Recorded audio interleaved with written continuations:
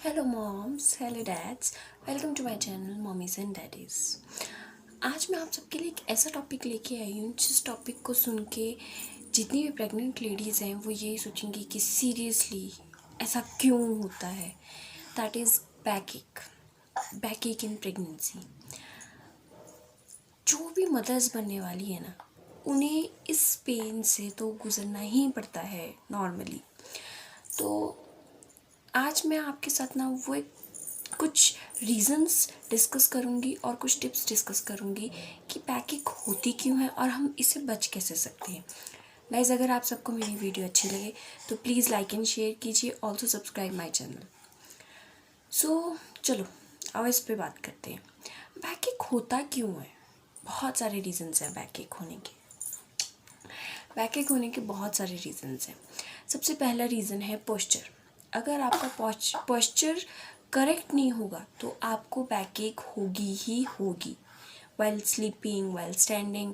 Normally आप pregnancy में ध्यान नहीं रखते हैं, लेडीज़ होती हैं, काम भी करती हैं और अपने बाकी डेली वर्क भी करती है, तो उसके कारण उन्हें वो अपने पोस्चर पे इतना ध्यान नहीं देती हैं, जिसकी वजह से उनकी बैक में पेन रहता है। सेकेंड थिंग इज़, आप अपनी डाइट में कैल्शियम लेना बहुत ज़रूरी होता है और बहुत आप उस टाइम पे कम कर चुके होते हैं, क्योंकि जितनी रिक्वायरमेंट आपकी बॉडी को होती है आप उतनी नहीं ले रहे होते। अपनी कैल्शियम रिच डाइट होनी चाहिए जो कि नहीं होती है। और वैसे भी आपका कैल्शियम, विटामिन डी, मेटाबॉलिज्म ये सब डिस्टर्ब हो चुका होता है।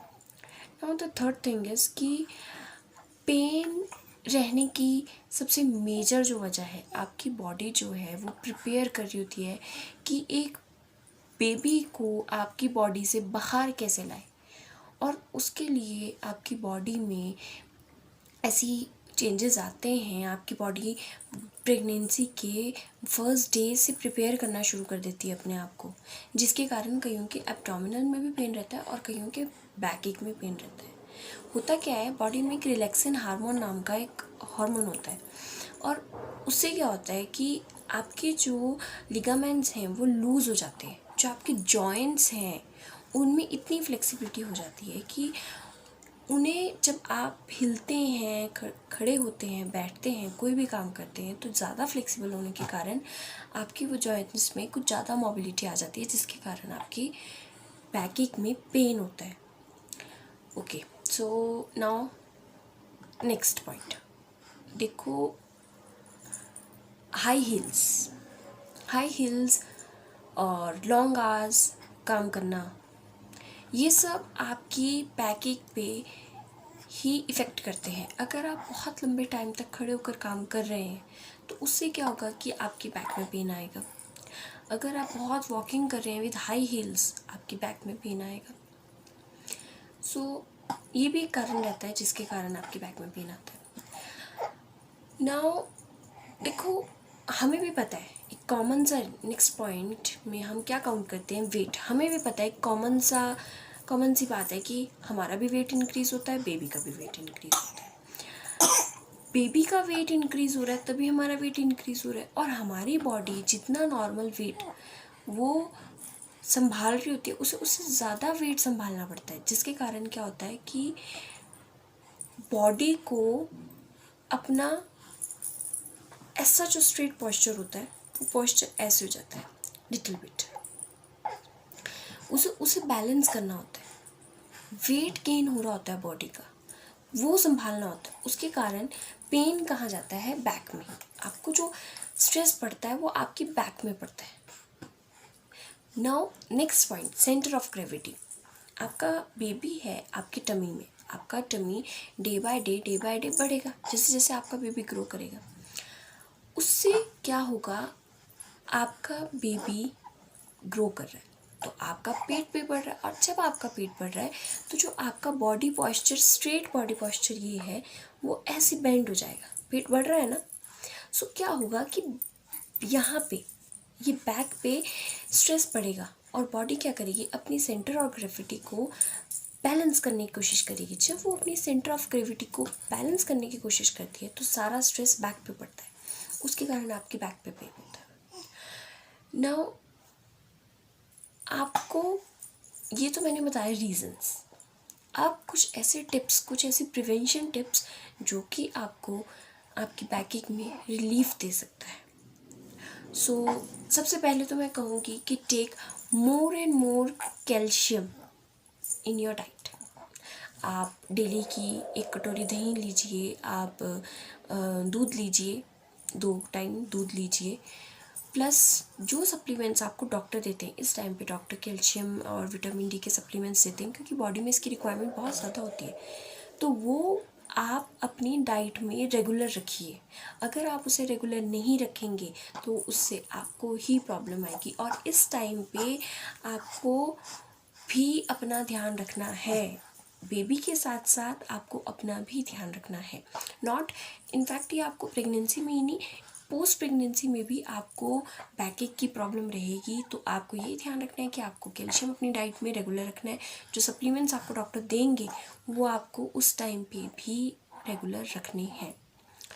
ओके, सेकेंड थिंग, आपको अपना पोस्चर करेक्ट रखना है। अगर आपका पोस्चर करेक्ट होता है तो आपको कोई प्रॉब्लम नहीं आती इतनी। देखो, कुछ अच्छी चीज़ के लिए तो थोड़ा बहुत बुरा चलता भी है ना। अगर आपके पास आपका बेबी आ रहा है तो थोड़ा बहुत पेन आपको सहन करना पड़ेगा, बट जब आपका बेबी आता है तो आप सारे पेन भूल जाते हैं। आप जब बैठ रहे हैं हमेशा अपनी बैक पे कोई सपोर्ट रखिए। आप जब लेट रहे हैं तो आपका पोजीशन, स्लीपिंग पोजीशन आपकी फ्लैट नहीं होनी चाहिए। स्लीपिंग पोजीशन जब फ्लैट होती है तो उससे आपकी बैकएक बहुत ज़्यादा पेन करती है। मेरे साथ ऐसा ही होता था, मैं जब भी अपनी स्लीपिंग पोजीशन स्ट्रेट रखती थी, फ्लैट रखती थी, तो मुझे हमेशा बैक में इतनी पेन रहती थी कि जब मैं करवट भी लेती थी तो मुझे उससे प्रॉब्लम होती थी। आपको अपनी स्लीपिंग पोजीशन जो है वो लेफ़्ट साइड पर रखनी चाहिए। Left side, left lateral position होगी अगर आपकी, तो उससे आपके बेबी को ब्लड सप्लाई भी अच्छे से जाएगा और आपके बेबी को घुटन नहीं होगी। जो फ्लैट पोजीशन होती है उससे बेबी को घुटन होती है। थर्ड थिंग, आपको लॉन्ग आवर्स के लिए काम नहीं करना है।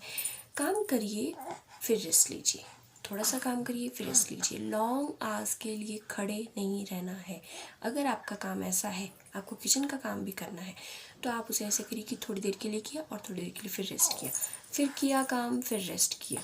अगर आप लॉन्ग आवर्स के लिए खड़े रहते हैं या लॉन्ग आवर्स के लिए कोई भी ऐसा काम करते हैं जिससे बॉडी पॉस्चर आपका ठीक नहीं रहता है, तो आपको डेफिनेटली पेन होगी ही होगी ना। तो फोर्थ थिंग इज़ बैक रब।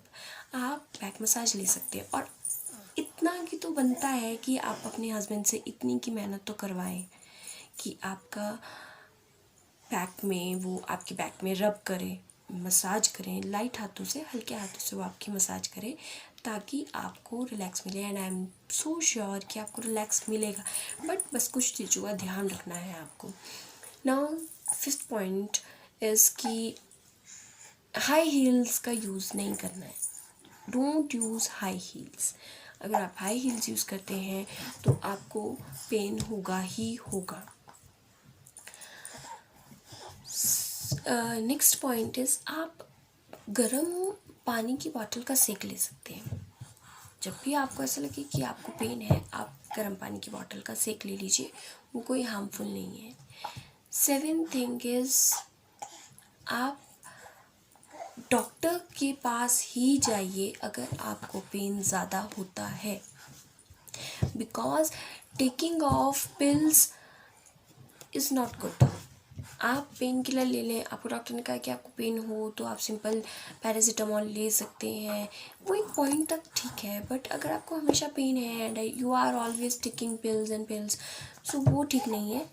उस टाइम पे आप अपने डॉक्टर के पास जाइए और वो जो आपको सजेस्ट करते हैं, वो जो आपको एडवाइस करेंगे, आप उसे फॉलो कीजिए। I am so sure doctor तो आपको अच्छा ही सजेस्ट करेंगे।